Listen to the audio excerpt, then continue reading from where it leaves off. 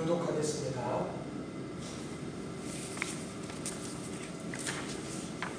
여호와의 말씀이 두 번째로 요나에게 임하니라 이르시되 일어나 저 큰 성읍 니느웨로 가서 내가 내게 명한 바를 그들에게 선포하라 하신지라. 요나가 여호와의 말씀대로 일어나서 니느웨로 가니라. 니느웨는 사흘 동안 걸을 만큼 하나님 앞에 큰 성읍이더라. 요나가 그 성읍에 들어가서 하루 동안 다니며 외쳐 이르되 40일이 지나면 니느웨가 무너지리라 하였더니 니느웨 사람들이 하나님을 믿고 금식을 선포하고 높고 낮은 자를 막론하고 굵은 베옷을 입은지라. 하나님이 그들이 행한 것 곧 그 악한 길에서 돌이켜 떠난 것을 보시고 하나님이 뜻을 돌이키사 그들에게 내리리라고 말씀하신 재앙을 내리지 아니하시니라. 아멘. 아멘. 할렐루야. 아멘. 할렐루야. 아멘. 할렐루야. 아멘.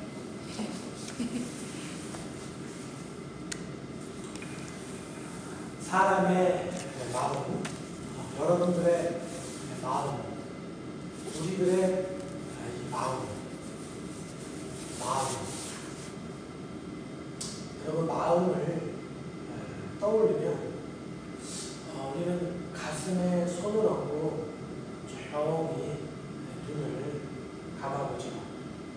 그러면 지금 나의 마음이 어떤지, 내 마음이 원하는 것이 무엇인지, 내 마음이 가리키고 있는 것은 무엇인지 알 것 같기 때문입니다. 그렇지 않습니까, 여러분? 그렇다면 이제 여러분의 가슴에 손을 얹은 채 두 눈을 감고서 조용히 여러분의 마음에 집중해 보셨으면 좋겠습니다. 그리고는요, 내 마음이 하나님을 사랑하고 있는지, 지금 이 순간 신령과 진정으로 예배하기를 원하는지, 지금 내가 교회에 나와서 앉아있지만 내 마음이 지금 이곳에 있는지를 한번 느껴보시기를 바랍니다. 어쩌면 우리는 지금 우리가 마음으로 하나님을 사랑하고 있다고 느낄지도 모릅니다. 하나님을 예배하는 내가 신령과 진정으로 지금 이 예배에 임하고 있다고 여길지도 모릅니다. 나는 전적으로 하나님을 향하고 있다라고 믿으면서 말이죠. 여러분이 마음으로 느끼는 바가 이와 같길 예수님의 이름으로 축원합니다. 그런데 팀 켈러의 그 잠언 묵상을 보다 보니까요, 이런 말이 있었습니다. 직장이나 가정에 무슨 일이 터져야만 하나님보다 그것이 자신에게 훨씬 중요했음을 깨닫는다. 별일이 없으면 우리가 신앙생활을 잘하고 있는 것처럼 여길 수 있는데, 신앙생활을 잘하고 있는지 잘하지 못하는지는 우리 가운데 어떤 일이 터져보면 알 수 있다는 말입니다. 그래야 그 사람의 마음이 어떤지 알 수 있다는 것이죠. 그 마음이 가리키는 방향을 확인할 수가 있다는 것입니다. 그래서 오늘 우리는 이 마음에 대해서 생각해 보려고 합니다. 그래서 제목도 열방을 향한 하나님의 마음이라고 정해보았습니다. 오늘 서신서 본문 고린도전서는 7장 29절에서 39절 말씀만 나와 있는데요. 사도 바울 선생님이 처녀와 과부에게 주는 그런 권면 가운데 나타나는 한 부분입니다. 그 중에서 임박한 종말에 대한 사도 바울의 생각과 태도를 엿볼 수 있는 이런 말씀으로 우리가 읽을 수가 있습니다. 예수님께서 금방 오실 것이기에 그때는 예수님이 말씀하신 것과 같은 환란이 있을 것이기에 그러므로 처녀들아, 너희들이 결혼을 하는 것보다는 사람이 그냥 지내는 것이 좋겠다라고 사도 바울 선생님이 말하고 계신다는 거죠. 우리가 이 본문을 여러분 문자적으로만 읽게 되면 사도 바울처럼 결혼을 하지 않는 것이 좋구나라고 받아들일 수가 있습니다. 그래서 결혼하지 않는 사람들을 보고 바울 선생님도 결혼하지 않았고 결혼하지 않는 것이 좋다고 그랬으니까 그래 너도 결혼하지 않아도 되겠다. 네 생각이 나쁘지는 않는 것 같다라고 말해줄 수도 있을 것 같습니다. 그런데 여러분 이 말이 옳고 그르고를 떠나서 오늘 우리는 마음에 대해서 생각해보고 있기 때문에 사도 바울 선생님이 오늘 처녀들에게 어째서 이런 말씀을 하고 계신 것일까를 좀 생각해봤으면 좋겠다는 것이죠. 왜 그랬을까요? 그것은 예수님께서 금방 오실 것이라고 믿었기 때문입니다. 곧 다시 오실 예수님을 기다리고 있다면 또 언제인지 모르지만 다시 오실 예수님을 믿고 있다면 이렇게 사는 것이 좋지 않겠느냐라고 오늘 사도 바울이 조언을 하고 있는 것이죠. 여러분 보시면 아시겠지만 이 부분은 사도 바울 선생님의 완전히 개인적인 의견이라는 것을 우리가 보게 됩니다. 고린도전서 7장 25절부터 우리가 말씀을 보게 되면요. 처녀에 대하여는 내가 주께 받은 계명이 없으되 주의 자비하심을 받아서 충성스러운 자가 된 내가 의견을 말하노니 내 생각에는 이것이 좋으니라고 말하고 계십니다. 처녀 문제에 대해서 자신이 뭐라 말할 것이 없다는 거죠. 하지만 주님의 은혜로 지금 내가 사도가 되었다는 것입니다. 그래서 나에게 자격이 있다면 내가 너희에게 어떤 의견, 충고, 권고를 하겠는데 환난이 임박했으니 결혼하지 말고 그냥 지내는 것이 좋겠다는 말입니다. 물론 사도 바울 선생님은 결혼을 하는 것이 죄가 되는 것은 아니라고 이 말씀 가운데 덧붙여서 이야기하고 있습니다. 오늘날 우리들의 시각으로 보면요, 여러분 2000년이 지나도록 누가 오시지 않았죠? 예수님이 오시지 않았습니다. 그런데 바울은 예수님께서 곧 오실 것이라 믿고 처녀들에게 또 과부에게 조언을 하고 있습니다. 그냥 이렇게 사는 게 좋겠다. 결혼하지 마. 그런데 여러분 바울의 이 조언에는 아주 중요한 것이 있어요. 그것은 뭐냐면 바울이 이렇게 말만 하는 것이 아니라 사실 자신이 몸소 보여주고 있다는 것입니다. 단순히 바울이 결혼했느냐 하지 않았느냐가 아니라 바울은 진심으로 종말의 시대를 스스로 살아가고 있었다는 점입니다. 그래서 저는 오늘 바울의 조언이 의미가 있고 영향력이 있다고 생각합니다. 바울이 결혼했다고 생각해보세요. 그래서 깨소금이 쏟아진다고 생각해보세요. 그런데 처녀들 보고는 결혼하지 말아라 라고 조언하고 있다고 가정해보세요. 과연 처녀들이 이 바울의 말에 얼마나 많은 신뢰를 보낼 수가 있었겠습니까? 나는 모든 사람이 나와 같기를 원합니다. 7장 7절에 있는 말씀입니다. 나와 같이 그냥 지내는 것이 좋으니라. 8절에 있는 말씀이죠. 바울이 몸소 보여주고 있었다는 말은 그가 임박한 종말의 시대를 진실로 살아가고 있었다는 것을 보여주는 것이죠. 그는 예수님께서 곧 오실 것을 믿고 있었기에 피가 끓는 청춘들에게 결혼하지 않는 것이 좋겠다라고 하는 이 말을 서슴없이 할 수가 있었습니다.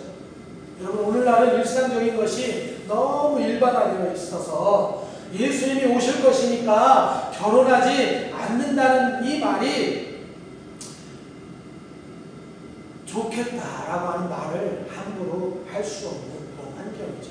오늘날 어떤 설교가도 이 바울이 했던 이 설교를 쉽게 말할 수가 없을 것입니다. 다만 할 수 있다면, 어떤 목사님이 이 말을 정말 할 수 있다면, 예수님께서 곧 오시는 것을 그분이 정말로 진실로 믿고 그 삶을 살아갈 때 그런 마음으로 청년들에게 권면할 수 있을 것이라 생각합니다. 그분도 이런 말을 할 수 있는 것은 단순히 성경의 사도 바울 선생님께서 권면했기 때문이 아니라 임박한 이 종말의 시대를 살아가는 그 상황이 뻔히 눈에 보이기 때문에 그런 권면을 할 수 있겠죠. 문자적인 환난이 아니라 몸소 환난을 살아가야 할 형편이라면 그 뻔한 상황을 더욱 용기 있게 아름답게 믿음으로 신앙인답게 이겨낼 선택을 하도록 지도할 것이기 때문이죠. 예수님이 말씀하셨던 종말의 시대에 성도들이 겪을 환난은 여러분 문자적이지 않을 것입니다. 그것은 환난을 겪어보지 않은 사람들은 누구도 상상할 수 없는 것입니다. 그 환난은 너무나 힘들다는 거예요. 바울은 그것을 아셨던 것 같습니다. 그 고통이, 그 아픔이 어떠한 것일지. 그러나 바울은 분명히 소망했죠. 그리고 그 환난을 기다렸습니다. 그리고 그것을 이겨낼 것이다. 내가 이것을 이겨내야 되겠다라고 하는 각오를 가지고 계셨는지도 모릅니다. 아니, 날마다 그러한 환난 가운데서 단련되고 계셨는지도 모르죠. 바울의 고백을 보면 예수님을 그리스도로 고백한다는 것이 어떠한 것인지를 매일매일 경험하고 있었음을 알 수 있습니다.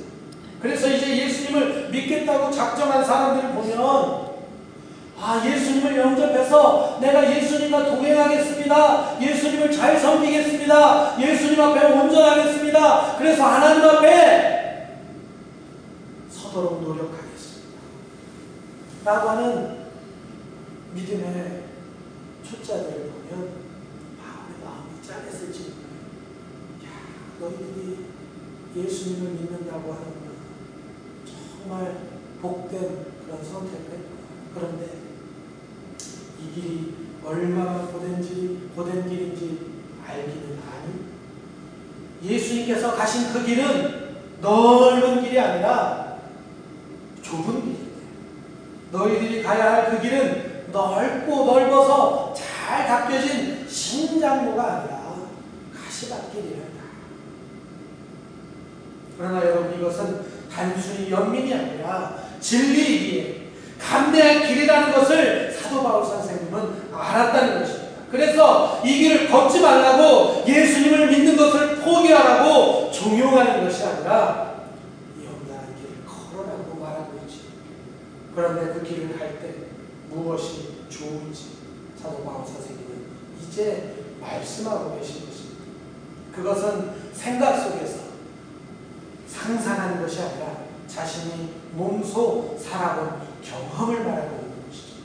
그래서 사도 바울 선생님의 이 권면에 힘이 있습니다. 사람들이 따를 수 있는 본이 되었다는 말입니다. 진실로 고린도 교회를 염려한 바울의 권고였다는 것이죠. 오늘 우리가 봉독한 요나에게 하나님의 말씀이 임했습니다. 1장에서 한 번, 그리고 이제 3장에서 두 번째로 임한 말씀입니다. 일어나 저 큰 성 니느웨로 가서 내가 네게 명한 말을 그들에게 선포하라. 하나님께서 요나에게 명한 내용은 1장에서는 니느웨의 악독이 하나님께 상달됐다라는 것이고요. 3장에서는 40일이 지나면 니느웨가 무너질 것이다 라는 내용입니다. 이스라엘의 선지자지만 이스라엘 백성으로서 어쩌면 요나에게 이 말씀은 기분 좋은 내용이었습니다. 왜냐하면 니느웨는 아수르의 중심 도시로서 그 이스라엘의 입장에서 볼 때는 원수 같은 나라였기 때문입니다. 그래서 그들의 심판을 선포하는 하나님의 말씀은 기분 좋은 소식이었어요. 물론 이 말씀을 요나가 니느웨에 가서 전하게 되면 곤경에 처할지도 모를 일입니다. 좋은 소식이 아니기 때문이죠. 하지만 선지자는 하나님의 말씀을 전할 때 어느 정도 곤경을 당할 것을 각오를 하게 돼요. 많은 선지자들이 모두가 그랬습니다. 하나님의 말씀을 전할 때 이 말씀이 좋은 소식도 있지만 좋은 소식이 아닌 것이 많았어요. 그래서 그것을 전할 때 자신이 어떤 해를 당할지 모른다는 사실을 알고 있었습니다. 그래서 자신이 당할 곤경을 각오를 하고 있었죠. 그러나 분명히 이것은 하나님이 자신에게 주신 말씀이었기 때문에 그 사명을 감당하기 위해서 말씀을 전해야 하는 대상자들 앞에 섰었습니다. 그런데 하나님이 주신 사명이고 이스라엘 백성의 입장에서 기분 좋은 일처럼 보이는 이 인물을 뒤로 하고 요나는 가야 할 니느웨와는 정반대 방향으로 도망을 가고 있었습니다. 이것은 요나서를 보면 느낄 수 있는 것인데 요나가 이 임무 맞는 것을 싫어하고 있다는 것입니다. 니느웨와는 정반대 방향인 다시스로 가는 배를 탄 후에 요나는 어디로 갔어요? 배 밑으로 갔어요. 하나님 앞에서 몸을 숨기는 것이죠. 내가 전에 배 밑으로 가는 것이 그 심리적인 그 안정감을 느꼈기 때문입니다. 사람들이 갱기는 일이 생기면 요나처럼 행동하죠. 아담과 하와도 그랬고 가인도 그랬고 또 많은 일이 그러고 있습니다. 두 번째 말씀을 받고 어쩔 수 없이 니느웨로 가서도 여러분 요나는 하나님께서 주신 이 임무를 불성실하게 감당하고 있습니다. 요나서 3장 3절 4절에 있는 말씀인데 이 말씀을 함께 읽어보겠습니다. 시작. 니느웨는 사흘 동안 걸을 만큼 하나님 앞에 큰 성읍이더라. 요나가 그 성읍에 들어가서 하루 동안 다니며 외쳐 이르되.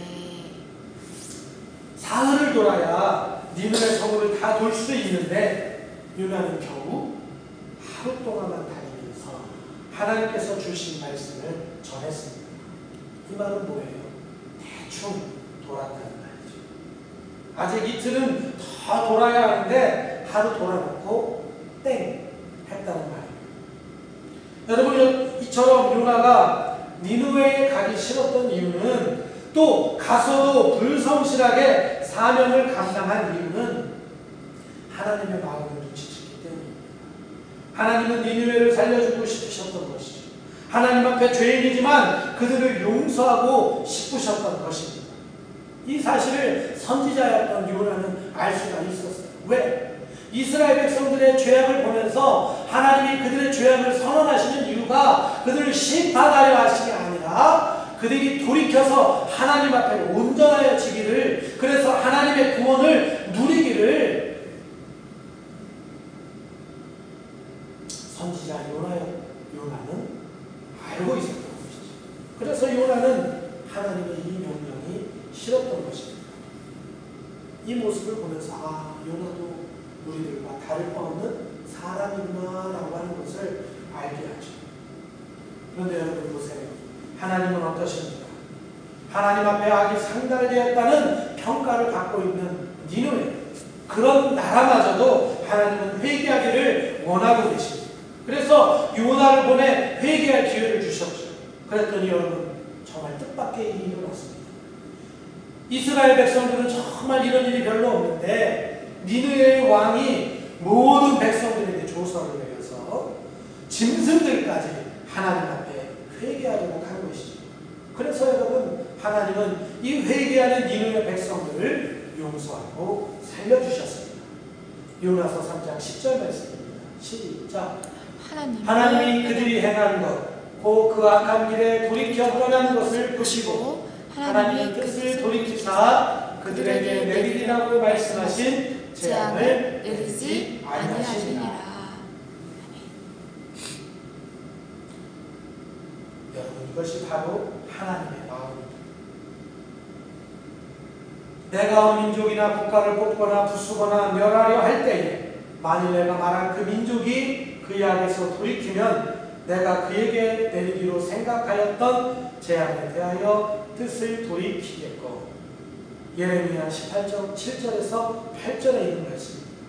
누가복음에는 내가 너희에게 이르노니 이와 같이 죄인한 사람이 회개하면 하늘에서는 회개할 것 없는 의인 99으로 말미암아 기뻐하는 것보다 더하리라.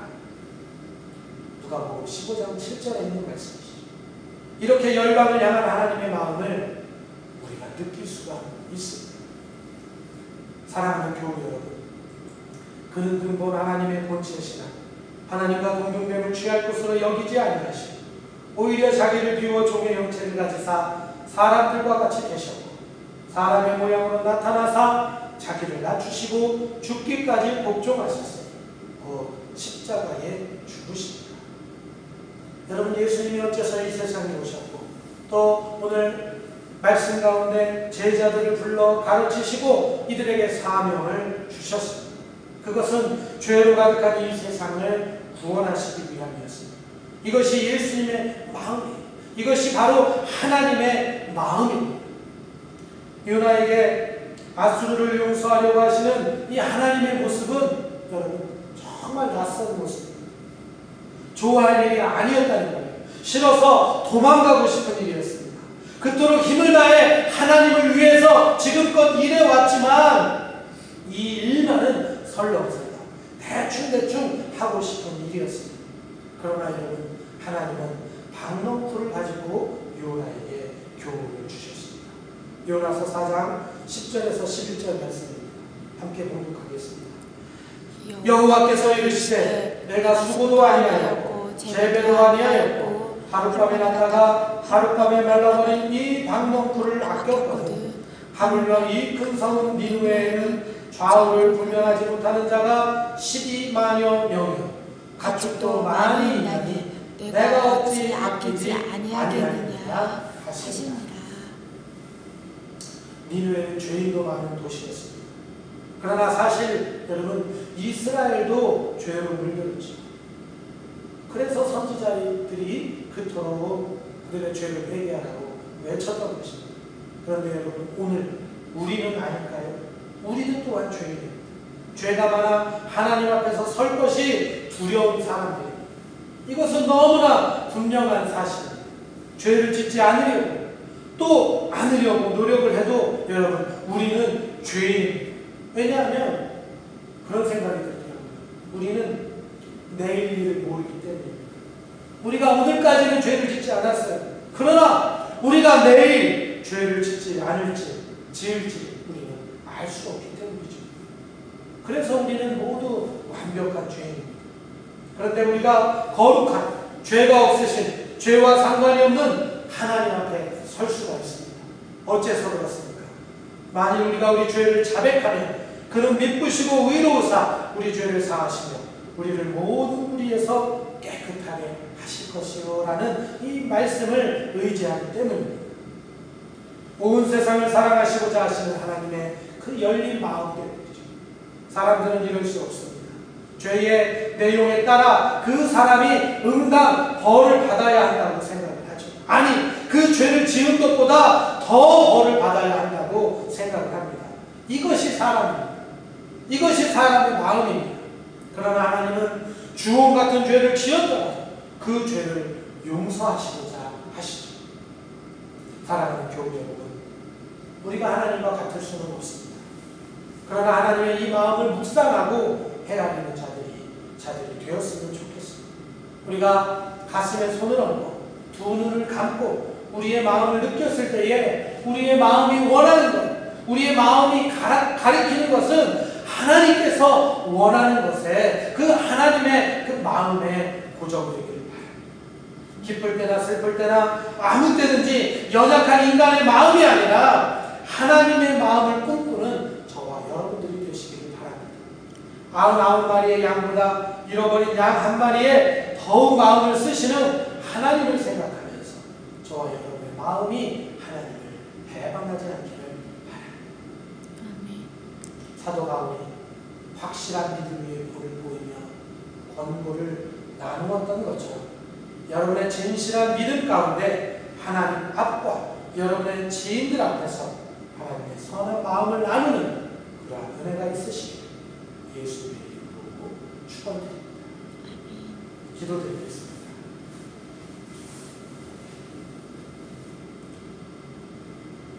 전능하신 여호와 하나님,